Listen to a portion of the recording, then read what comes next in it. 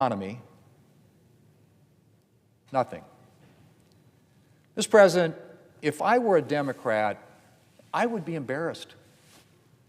I mean, flat out embarrassed to walk into this building every day, to walk past the men and women of the Capitol Police who are not getting paid thanks to Democrats, to walk past junior staffers, many of whom are undoubtedly frantic by this point as they wonder how they're going to pay their rent and continue to buy food. How can Democrats look any of these people in the eyes? And please don't tell me they're fighting for some greater good for the American people. If Democrats can be said to be fighting for anyone at all besides themselves, they are fighting for a fraction of a fraction, for a tiny percentage of the small percentage of Americans who are on Obamacare. The number of people they're supposedly fighting for is dwarfed, and I say dwarfed, Mr. President, by the number of people whose lives and livelihoods they are damaging.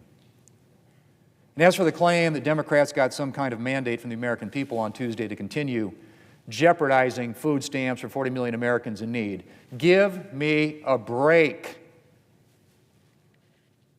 Democrats performed well in 3 states where Democrats often perform well. Congratulations.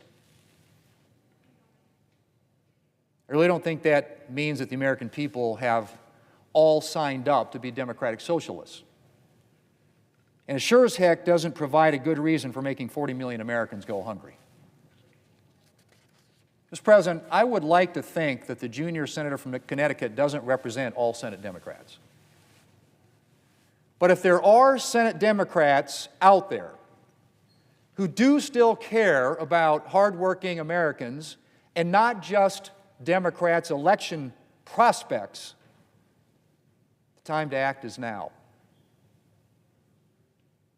Not when the far left decides this exercise can be over. Not when federal workers are lining up at food banks for their Thanksgiving meal. Now. Today. I hope, Mr. President, there are at least 5 more Democrats out there with a backbone who will vote with us to reopen the government and end these weeks of misery for the American people.